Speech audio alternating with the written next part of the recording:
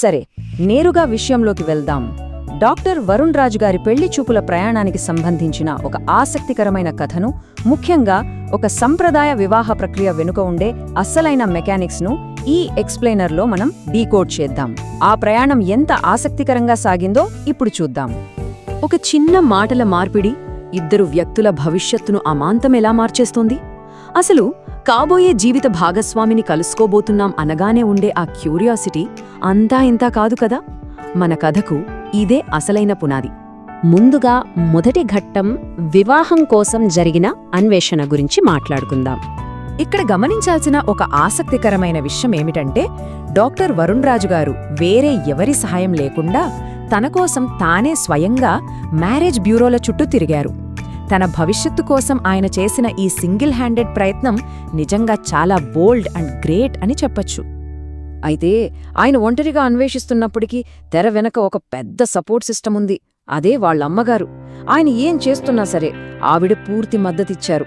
మన సంప్రదాయ కుటుంబాల్లో ఈ మాతృమూర్తుల సపోర్ట్ అనేది ఎంత అవసరమో ఇది కరెక్టుగా చూపిస్తుంది. ఇక తరువాతి ఘట్టం మొదటి అధికారిక కలయిక. ఇది చాలా ముఖ్యం. ఒక సంప్రదాయ పెళ్లి సంబంధం ఎలా సెట్ అవుతోందో ఇక్కడ మనం స్టెప్ బై స్టెప్ చూడొచ్చు. మొదట తండ్రి కొడుకులు మిర్యాలగూడలోని డాక్టర్ గారి ఇంటికి వెళ్లటం, ఆ తర్వాత వాళ్లకి హైదరాబాదుకు ఇన్విటేషన్ రావడం, ఫైనల్గా ఉషాగారిని కలవడానికి వీళ్లు రిటర్న్ విజిట్ చేయడం.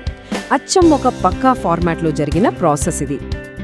అసలు ఈ రెండు కుటుంబాల ప్రొఫైల్స్ చూస్తే మనం ఆశ్చర్యపోతాం. ఒకవైపు డాక్టర్ వరుణ్ రాజు గారు, మరోవైపు AP marketing joint director Shri Venkata Prabhakararao garu, మరియు ఏపీ ఎస్ఆర్టీసీలో డిపో మేనేజర్గా ట్రైనింగ్ తీసుకుంటున్న ఆయన కుమార్తె ఉషా గారు. ఇరువైపులా కూడా హైలీ ప్రొఫెషనల్స్ ఉన్నారు. స్టేటస్ పరంగా ఇదొక పర్ఫెక్ట్ బ్యాలెన్స్ అన్నమాట. ఆ మిర్యాలగూడ విజిట్కి వెళ్ళింది ఎవరో తెలుసా? శ్రీ వెంకట ప్రభాకరరావు గారు, అలాగే ఆయన కుమారుడు శ్రీ సింహాద్రి కాశీ విశ్వేశ్వరరావు గారు. వీళ్ళిద్దరూ డాక్టర్ రాజు గారిని కలిసి మాట్లాడి ఆయన నచ్చడంతో వెంటనే ఆ హైదరాబాద్ ఇన్విటేషన్ ఇచ్చేశారు. అక్కడే అసలు కథ టర్న్ తీసుకుంది. ఇప్పుడు ఈ కథలో ఒక సినిమాటిక్ సీన్కి వద్దాం. అదే వర్షంలో ఆ హైదరాబాద్ ప్రయాణం. ఆ రోజు ప్రయాణంలో డాక్టర్ వరుణ్ రాజు గారికి తోడుగా ఎవరున్నారంటే ఆయన చిన్ననాటి స్నేహితుడు, పైగా వృత్తిరీత్యా అడ్వకేట్ అయిన మిస్టర్ బుక్నీ మోహన్ గారు. ఇలాంటి ఒక టెన్షన్ మూమెంట్లో ఒక బెస్ట్ ఫ్రెండ్ పక్కనుంటే ఆ ధైర్యమే వేరు కదా. ఈ జర్నీలో ఆ సపోర్ట్ చాలా హెల్ప్ అయింది. మూల గ్రంథంలో ఒక అద్భుతమైన లైన్ ఉంది. తేలికపాటి వర్షం పడుతున్న ఆ రోజున స్కూటర్ పైన అని.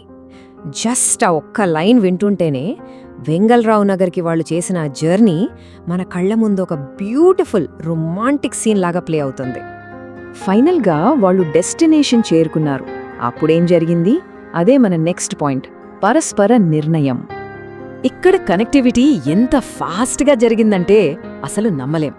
ఒకరినొకరు చూసుకున్నారు, చాలా చిన్న డిస్కషన్ జరిగింది, వెంటనే ఇద్దరికీ ఒకరికొకరు నచ్చేశారు. అంతే. కొన్నిసార్లు ఒక చిన్న చూపు, 2 మాటలు చాలు జీవితకాలపు బంధం డిసైడ్ అయిపోదానికి. ఇది దానికి పర్ఫెక్ట్ ఎగ్జాంపుల్.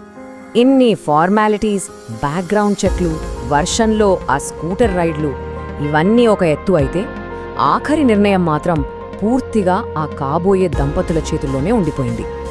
పెళ్లితో ముందుకు వెళ్లాలి అనే ఆ మ్యూచువల్ డిసిషన్ ఏకగ్రీవంగా వాళ్ళిద్దరి అంగీకారంతోనే ఫైనలైజ్ అయింది.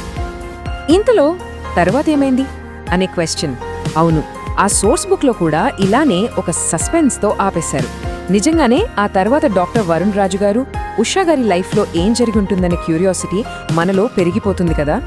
సరే, ఈ వివరణను మనం ఈ ఆసక్తికరమైన క్లిఫ్యాంగర్తోనే ముగిద్దాం. ఆ నెక్స్ట్ చాప్టర్ ఏంటనేది వాళ్ళ భవిష్యత్తుకే వదిలేద్దాం.